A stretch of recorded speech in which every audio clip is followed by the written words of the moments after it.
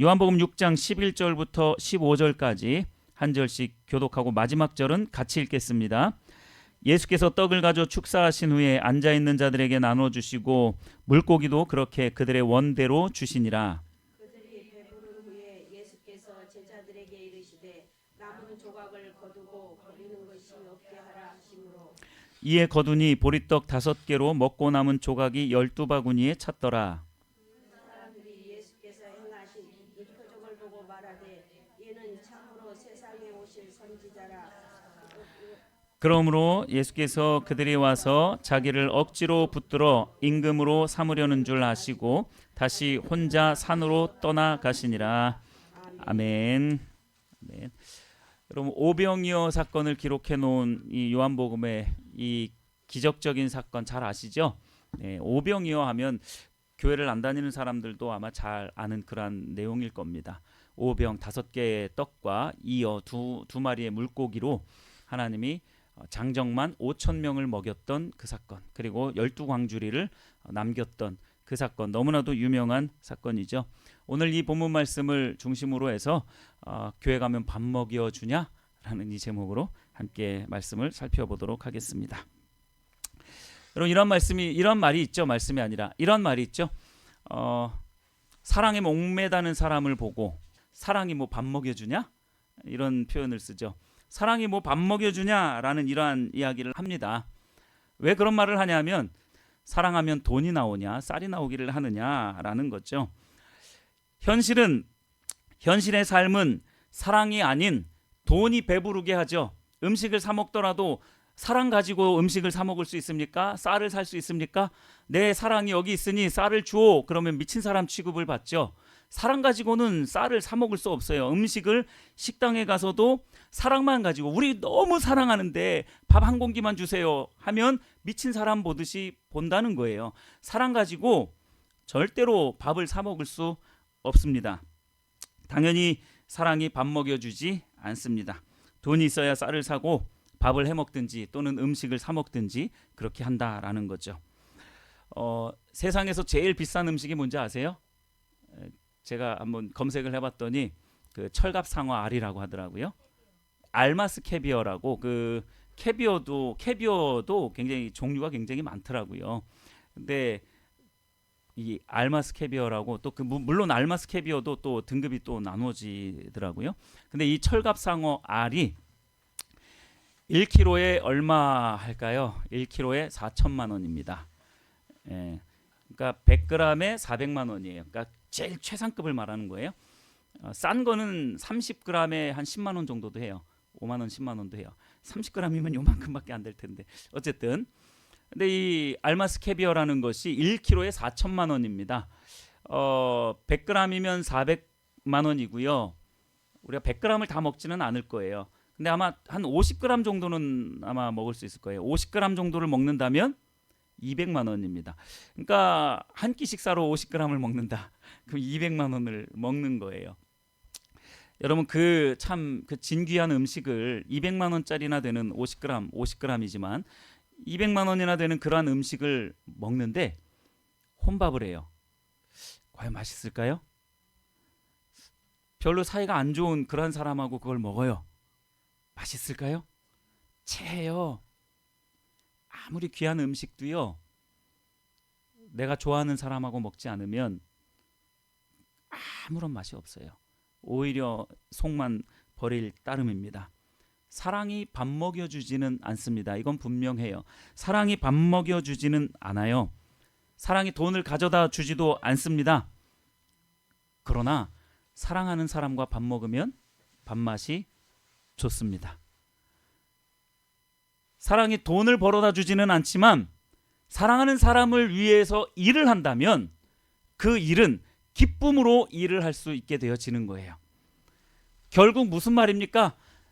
표면적으로는 사랑이 밥 먹여주지도 않고 돈을 벌어주지는 않지만 그 사랑이 결국은 그 사람을 살게 한다라는 거예요. 그 사람을 더 기쁘게 하는 것이고요. 그 사람의 삶에 활력을 불어넣어 줄 수 있다라는 것을 말하는 거예요. 표면적으로 볼 때는 사랑이 밥 먹여주지는 않지만 궁극적인 의미에서 보았을 때는 사실 사랑이 다 하는 겁니다. 할렐루야.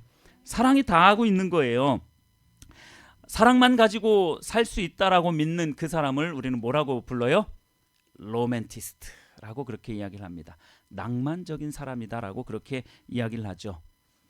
사실 오늘날과 같은 이 극도로 이기적인 사고가 팽배해져 있는, 그리고 온정이라고는 찾아볼 수 없는, 내 것을 아무 대가 없이 나누어 주는 이러한 온정, 옛날에는 그랬잖아요. 70년대 80년대만 하더라도 음식을 하면 옆집에서 우리 이런 음식 했어요 하면서 음식을 나누고 아무 대가 없이, 그러면 그 그릇을 받은 사람은 또 자기도 빈 그릇으로 안 주고 거기에다가 또 뭔가를 채워서 주고, 받았으니까 또 주고, 계속 왔다 갔다 하는 거예요.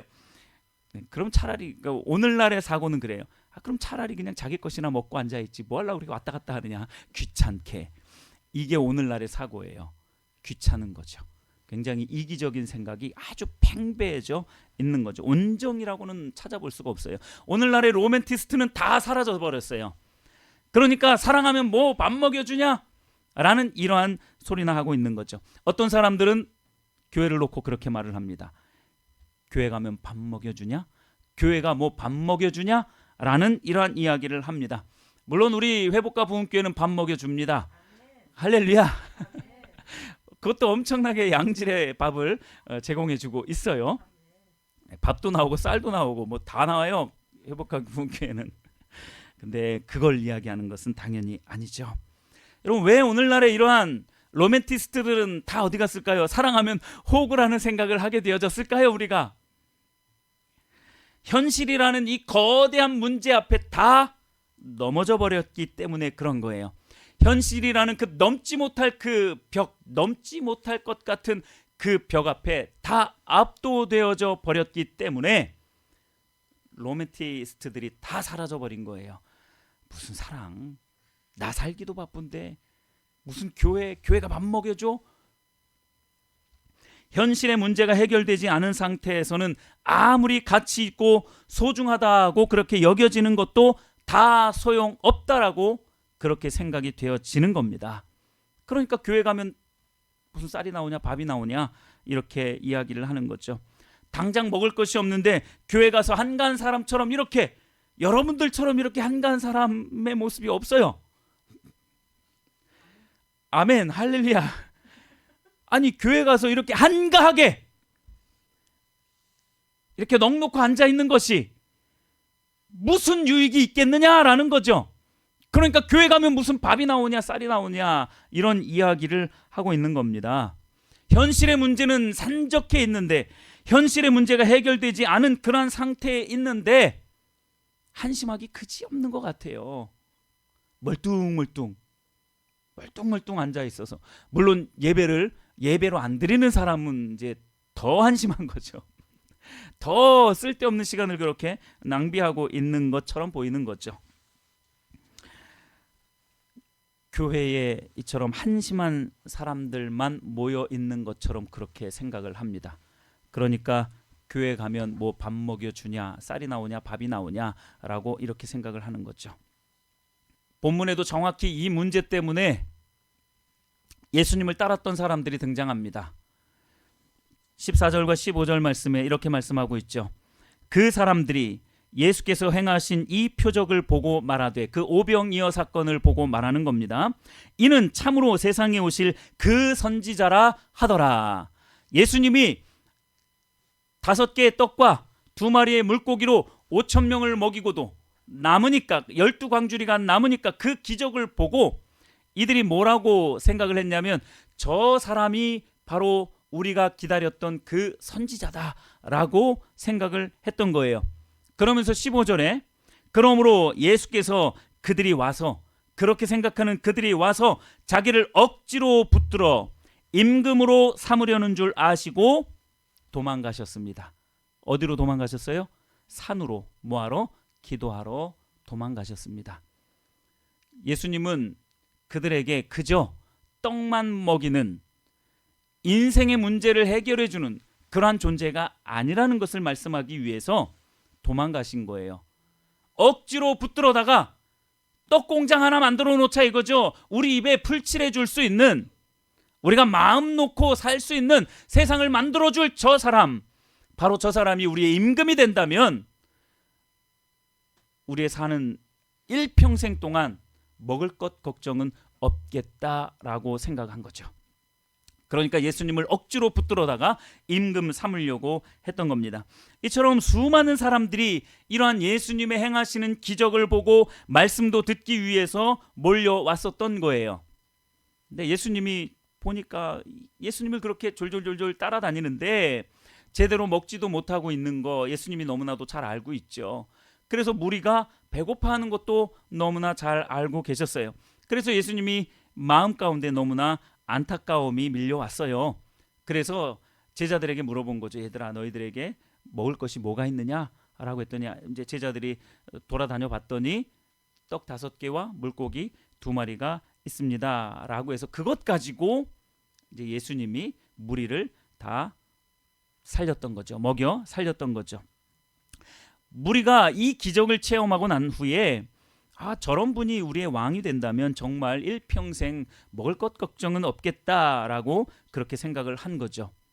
저도 잠시 생각을 해봤어요. 여러분들도 한번 생각을 해보세요. 만약에 예수님이 진짜 이 땅에 오셔서 현실 정치에 참여하신다면 어떠실까?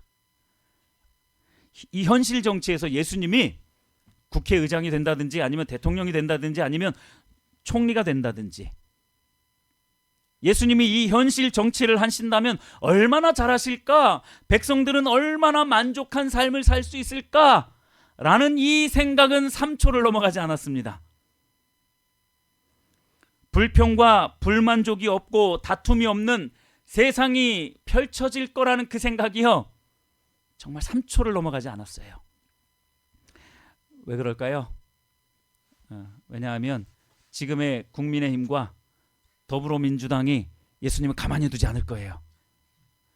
온갖 프레임을 씌워가지고 예수님을 다시 한번 십자가에 못 박았을걸요.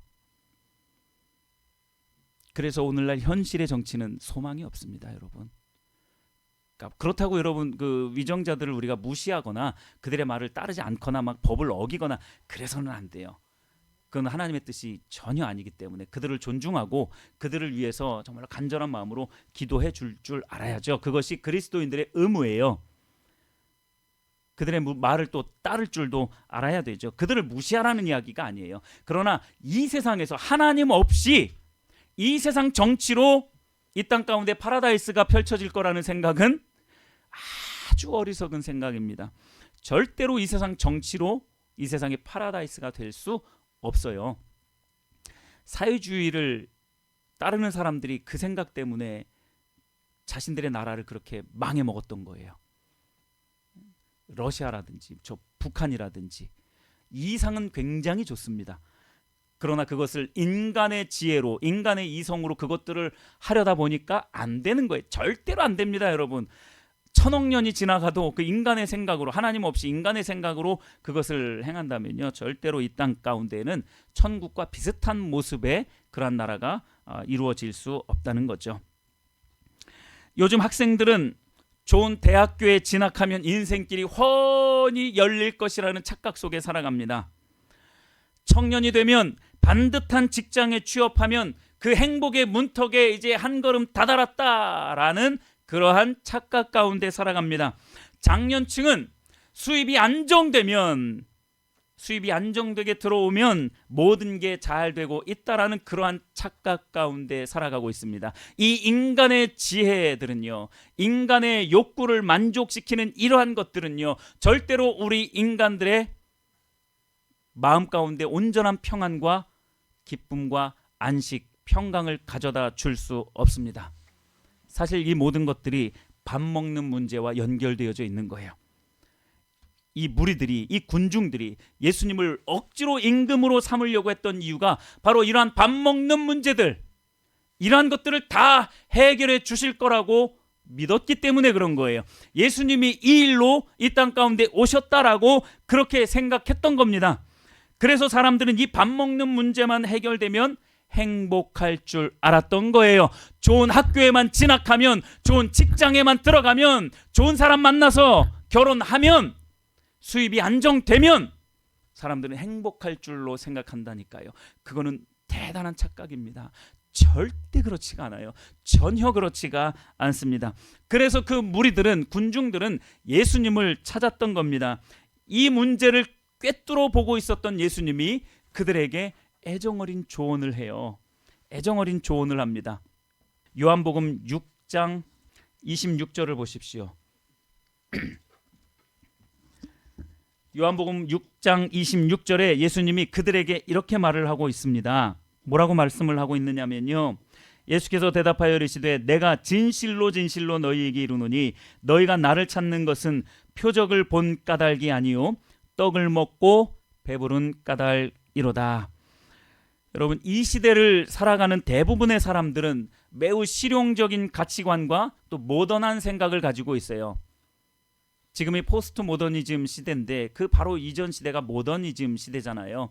굉장히 현대적인 감각을 가지고 살아가고 있는, 또 실용적인 그러한 가치관을 가지고 이 시대를 살아가고 있어요.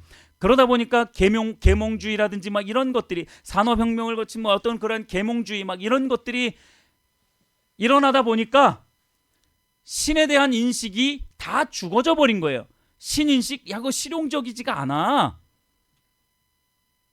그게 우리 밥 먹는 거하고 무슨 상관인데. 극도로 실용주의적이고 극도로 이기적인 그런 가치관이 팽배해지다 보니까, 이 모던한 생각을 가지고 있으니까 신인식이 희미해지기 시작했어요. 그것이 지금 100여 년 이상 지나가고 있는 거예요.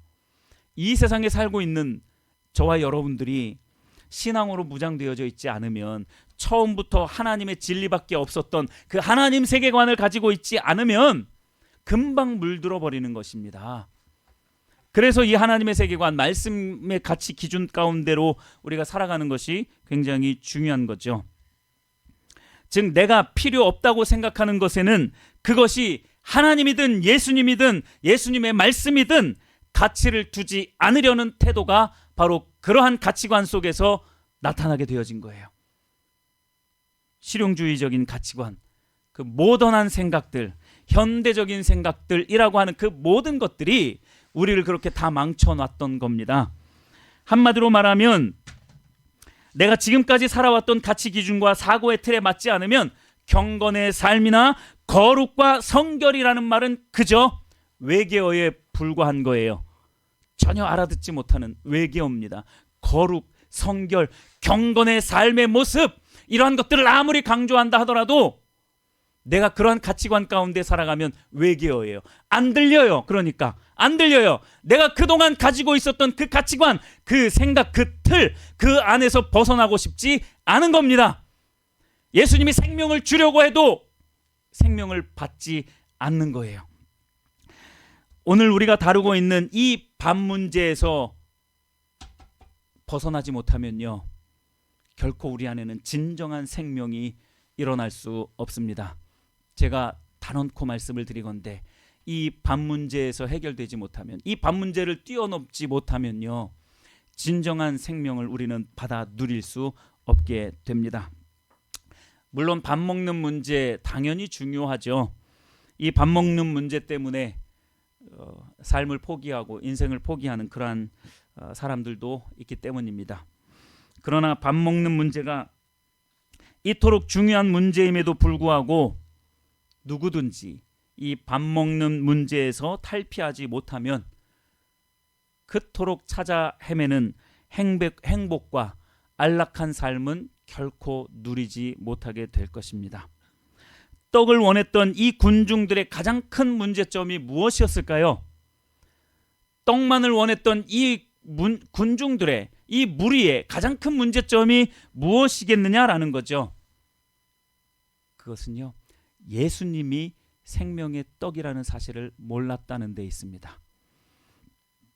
예수님이 눈앞에 떡하니 서 계심에도 불구하고 예수님을 못 보는 거예요. 예수님이 그들 앞에 서서 말씀을 전하고 있음에도 불구하고 그 말씀의 의미와 의도와 목적이 무엇인지 전혀 깨닫지 못하는 거예요. 왜요? 내 삶의 문제, 이 떡 문제를 해결함 받기 위해서 몰려왔기 때문에, 그 현실의 문제가 해결이 안 되면 예수님을 못 보는 거예요. 그 현실의 문제가 예수님을 못 보게 만들었던 것이죠. 예수님을 못 본다라는 것이 바로 그들에게 있어서 그 군중들의 가장 큰 문제점이었습니다. 예수님을 아는 지식이 없는 그것이 그들에게 닥친 가장 골치 아픈 문제점이었다라는 것입니다. 예수님은 이 떡 문제를 가지고 자신에게 나아온 사람들에게 다시 한번 진실된 조언을 또 하십니다. 요한복음 6장 53절부터 58절까지입니다. 한번 또 보십시오. 한 장만 넘기면 바로 뒤에 있어요. 요한복음 6장 53절부터 58절까지 우리 같이 한번 읽어볼까요? 시작. 예수께서 이르시되 내가 진실로 진실로 너희에게 이르노니 인자의 살을 먹지 아니하고 인자의 피를 마시지 아니하면 너희 속에 생명이 없느니라. 내 살을 먹고 내 피를 마시는 자는 영생을 가졌고 마지막 날에 내가 그를 다시 살리리니 내 살은 참된 양식이요 내 피는 참된 음료로다. 내 살을 먹고 내 피를 마시는 자는 내 안에 거하고 나도 그의 안에 거하나니 살아계신 아버지께서 나를 보내심에 내가 아버지로 말미암아 사는 것 같이 나를 먹는 그 사람도 나로 말미암아 살리라. 이것은 하늘에서 내려온 떡이니 조상들이 먹고도 죽은 그것과 같지 아니하여 이 떡을 먹는 자는 영원히 살리라. 아멘. 여러분, 이 요한복음 6장 53절부터 58절까지 반복해서 예수님이 그 무리들에게 말씀하고 있는 게 무엇인지 아시겠습니까? 생명이에요. 생명. 생명에 관한 이야기입니다. 53절에 내 살과 피를 먹고 마시지 않으면 너희 속에 생명이 없느니라. 내 살을 먹고 내 피를 마시는 자는 영생을 가졌고 내가 그를 다시 살리리라. 내 살은 참된 양식이다. 56절 내 살을 먹고 피를 마시는 자는 내가 그 안에 거하고 그도 나의 안에 거한다.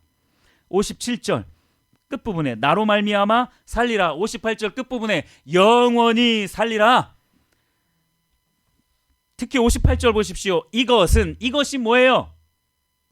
예수님의 살입니다. 예수님 자체예요. 예수님입니다. 예수님, 이것은 하늘에서 내려온 떡이니 조상들이 먹고도 죽은 그것과 같지 아니하며 이 떡을 먹는 자는 영원히 살리라. 지금 이 무리들은 먹으면 죽는 그것을 요구하고 있는 거예요.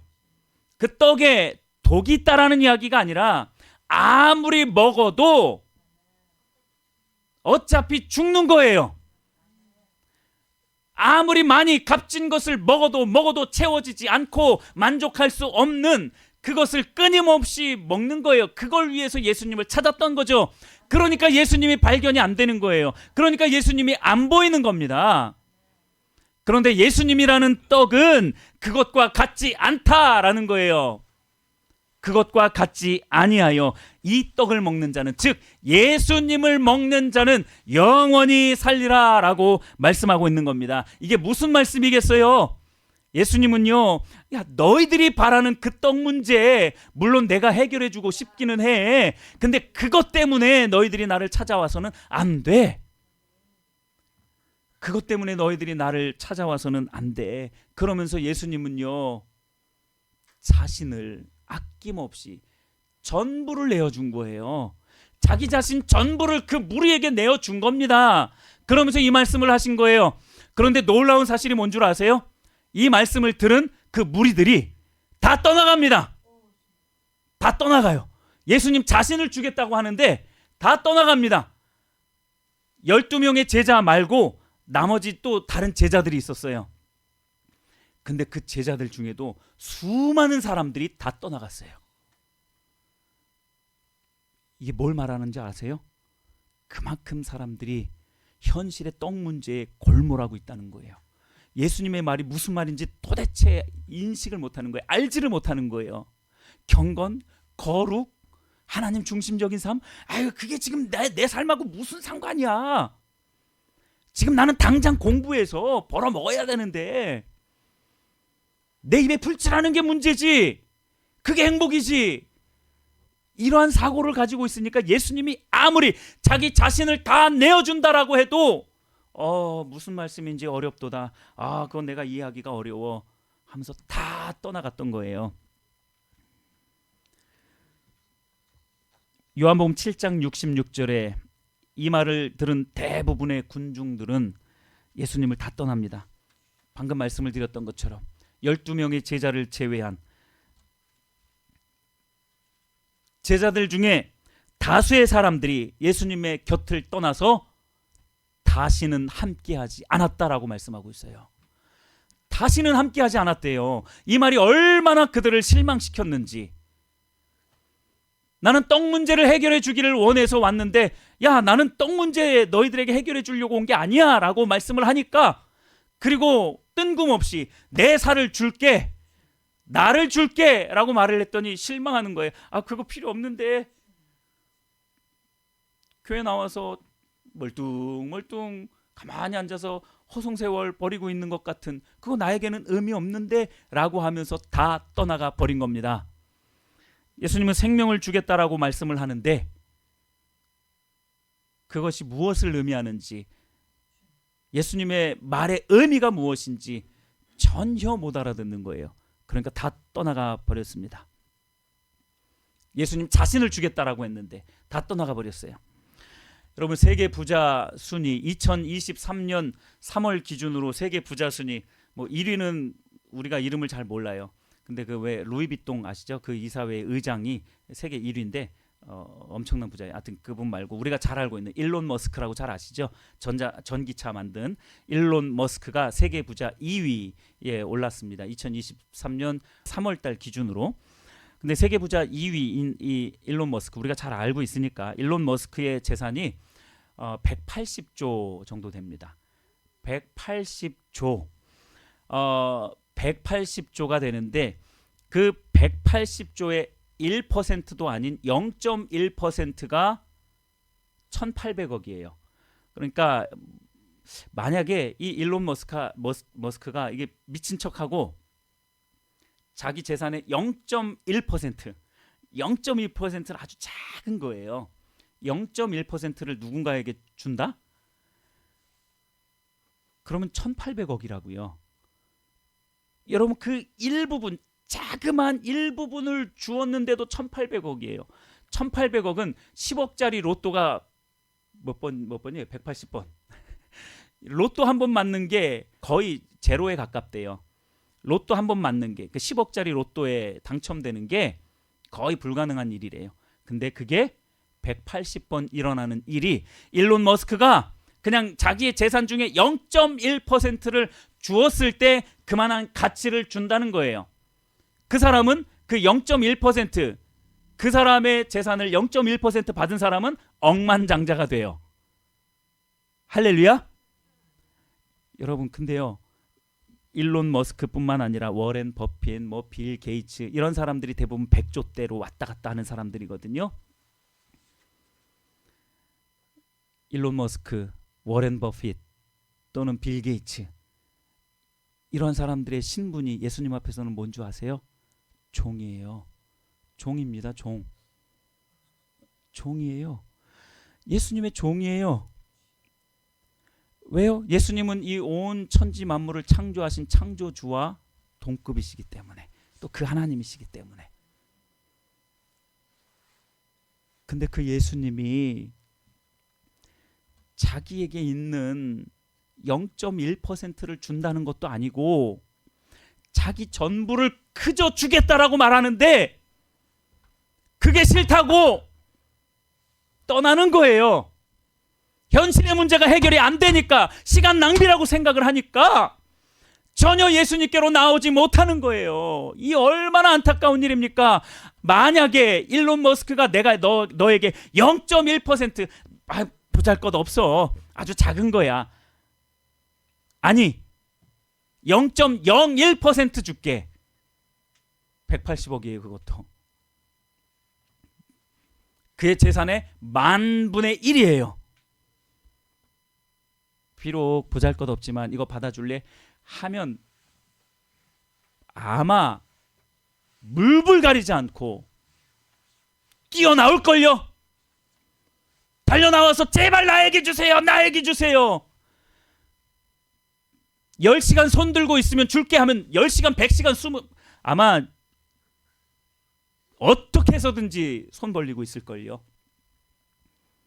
그 가치를 아니까 180억에 1800억의 가치를 아니까 그렇게 달려와서 달라고 아우성치는 거죠.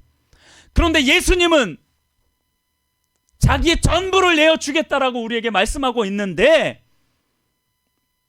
그거 받고 싶지 않다고 다 떠나가는 거예요. 이 얼마나 안타까운 일입니까? 얼마나 안타까운 일입니까, 여러분? 여러분, 예수님께로 나아오십시오. 생명의 길로 나아오십시오. 현실의 그 물질, 현실의 성공, 여기에 가로막혀서 예수님께로 나오지 못하는 일이 있으면 안 되잖아요. 왜 우리가 이렇게 눈 가리고 아웅하면서 살죠? 아무리 말을 해도 왜 못 알아듣죠? 제가 일전에 돼지 얘기도 한 것 같아요. 그 바로 앞에 있는, 눈앞에 있는 것만 홀짝홀짝 먹으려고 왜 이렇게 근시안적으로 사는지 모르겠다라는 거예요. 지금 당장 내 욕구가 채워지면 과연 행복하겠느냐라는 거예요. 절대 그렇지 않다니까요. 절대 그렇지 않습니다. 여러분, 인생을 제발 똑바로 사시기를 예수님의 이름으로 축복합니다. 떡 문제에만 관심을 갖고 있는 이 사람들은요, 현실 세계에 이 떡만 바랬던 사람들은 전 세계의 그 부호들을 종으로 두고 계신 이 예수님은 하찮게 버려버리는 거예요. 하찮게 생각하면서 버려버리는 거죠. 가장 소중하고 영원한 가치를 알아보지 못하는 거죠. 지금 내게 필요한 것은 그저 내 눈앞에 있는 이 떡이야. 이 떡 문제만 해결되면 돼 라는 이 좁아터진 사고 때문에 영원한 가치, 가장 소중한 가치인 이 예수님을 알아보지 못하게 만드는 것입니다. 자신을 내어주셨다는 이 예수님의 말씀의 그 목적과 의도와 그 의미 자체를 이해하지 못했기 때문에 그 예수님을 따르지 못하는 거예요. 예수님을 버려버리는 거죠. 여러분, 여러분들이 가장 소중하게 여기고 있는 사람이 되었든 물질이 되었든 여러분들에게 있어서 가장 소중한 것, 지금 생각나는 것 5가지만 한번 생각을 해보십시오. 예수님, 하나님, 성령님, 말씀, 믿음 이런 거 빼고요. 신앙적인 부분 좀 빼고 여러분들이 그냥 가장 소중하게 여기고 있는 그 가치, 그게 사람이 되었든 어떤 물건이 되었든 가장 소중하다라고 생각하는 것 5가지만 한번 생각해 보십시오. 제가 잠깐 시간을 드리겠습니다.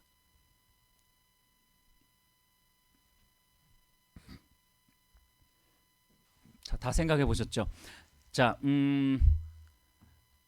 근데 그 5가지를 우리가 다 가질 수가 없어요. 그래서 여러분, 그 중에서 한 가지를 절벽 아래에 던져버리십시오. 그냥 한번 이런 거 해보잖아요, 그렇죠?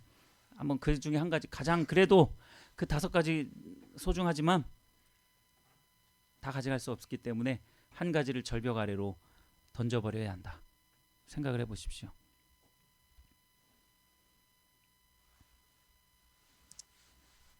그 다음에 다음 관문에서 또 다 가져가지는 못해요.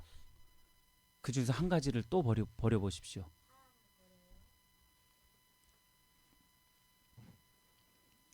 지금 4번째 거 버리는데도 어렵죠? 3번째 거 한번 버려보실래요? 그 다음 단계에서.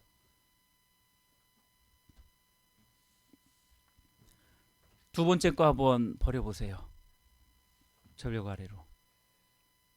깎아지는 그 절벽.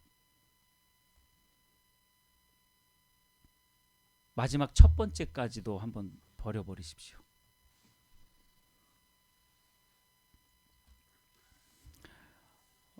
여러분, 만약에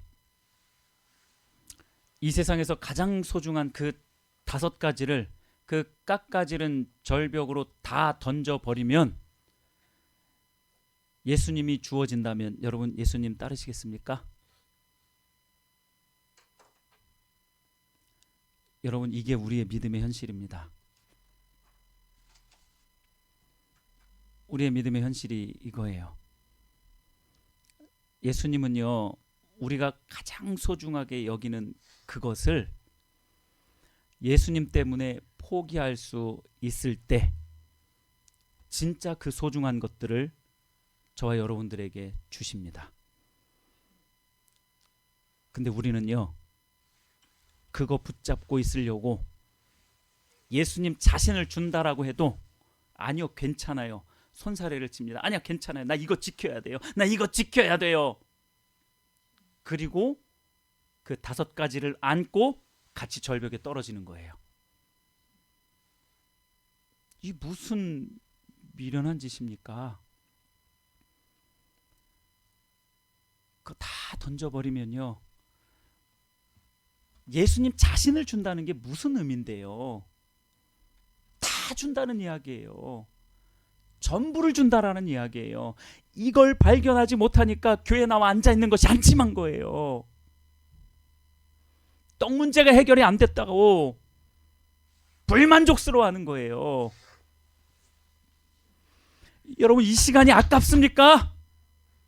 절대 아까운 시간이 아니에요. 이 시간은 그 어떤 시간보다도 가장 소중한 시간인 줄 믿으시길 바랍니다. 그 어떤 보화로도 바꿀 수 없는 시간이 바로 이 시간이에요.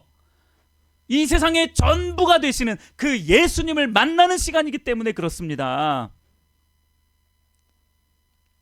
다시 한번 일론 머스크 이야기를 할게요. 만약에 일론 머스크를 만나서 이야기만 잘 되면 그의 재산의 0.0001%, 18억입니다.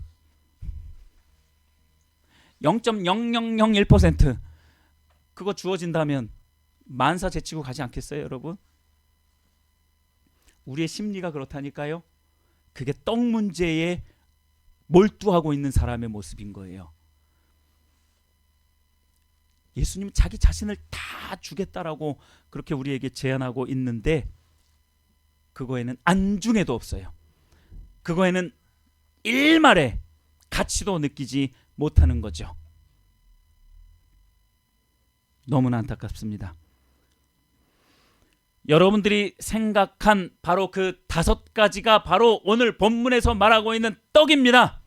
군중들이 그렇게 요구하고 있는 바로 그 떡이 여러분들이 방금 생각한 그 5가지예요. 예수님은 그 5가지를 주려고 이 땅 가운데 오시지 않았다라는 거예요.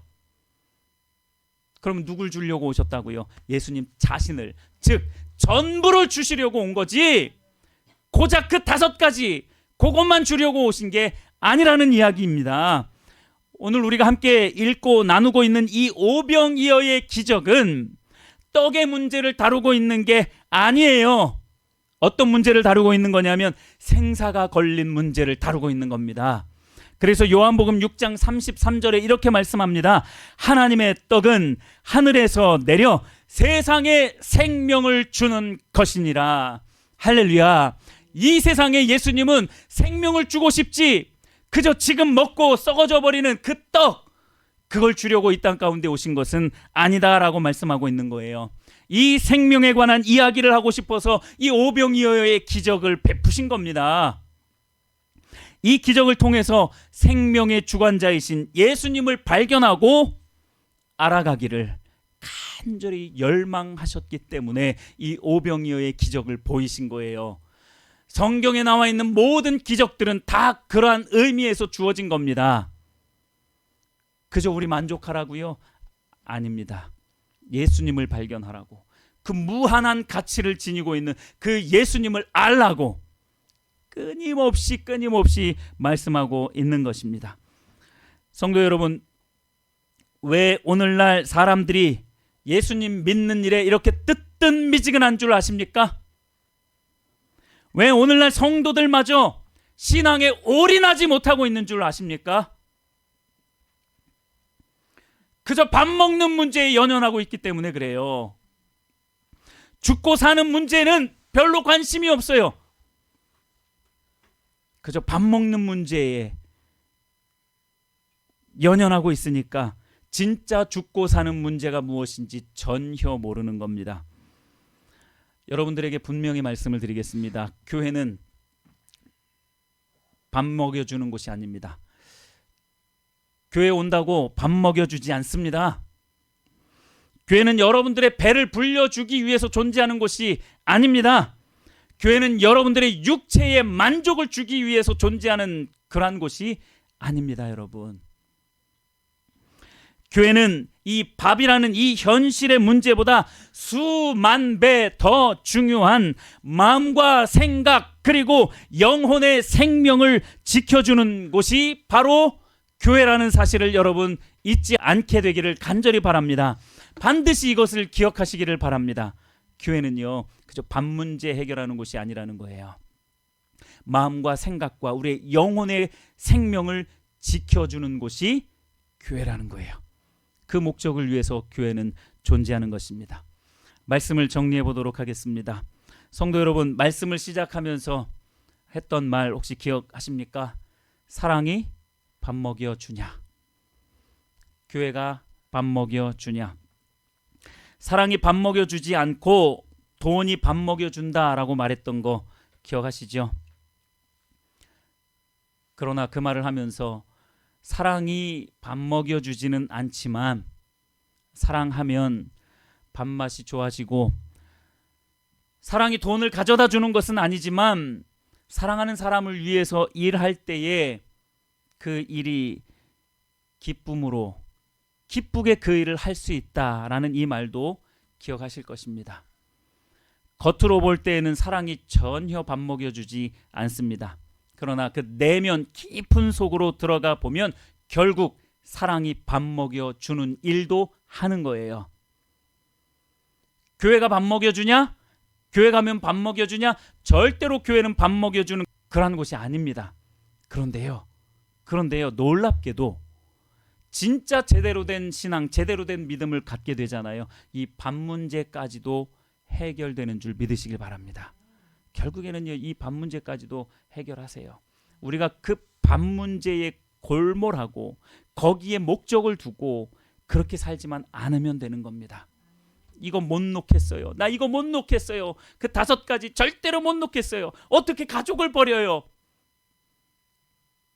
그러나 예수님을 다 얻는다라는 그런 전제 조건이 있다면 네, 제가 포기할 수 있습니다. 왜냐하면 결국 그 포기는 다시 나에게 온전한 의미로 주어지는 것이 되기 때문에 그렇습니다. 여러분, 예수님 믿는 일도 똑같은 거예요. 예수님 믿는다고 교회에 와서 이렇게 앉아 있는다고 해서 돈이 불어납니까? 아니면 배가 부릅니까?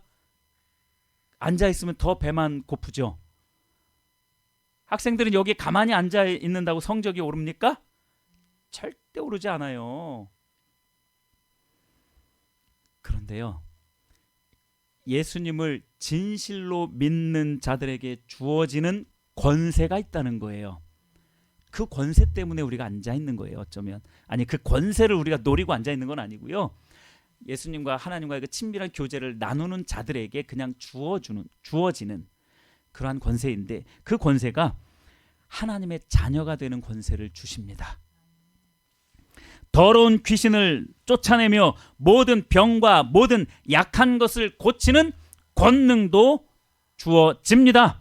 만국을 다스리는 권세도 주십니다. 이러한 권세를 예수님을 진실로 믿는 자들에게 주신다라고 말씀하고 있어요.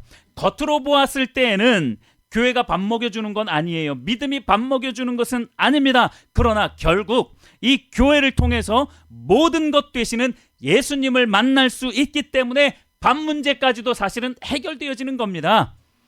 여러분, 이걸 좀 기억을 하셨으면 좋겠습니다. 예수님은 내 모든 것입니다. 할렐루야. 다시 따라해 보겠습니다. 예수님은 내 모든 것입니다. 한 번 더 강력하게. 예수님은 내 모든 것입니다. 예수님은 내 모든 것입니다. 할렐루야. 아멘. Jesus is my everything. 그러니까 모든 것이라는 거예요. 어느 것 하나도 예외 없이 모든 것이라는 거예요. 그 안에 모든 것들이 다 포함되어져 있는 겁니다. 근시안적으로 살아가지 않게 되기를 바랍니다. 그저 밥 문제에만 골몰하지 않게 되기를 예수님의 이름으로 축복합니다. 예수님을 더 알아가고 예수님 자체를 소유하기 위해서 교회에 나오시는 저와 여러분들이 되시기를 예수님의 이름으로 축복합니다. 할렐루야. 아멘.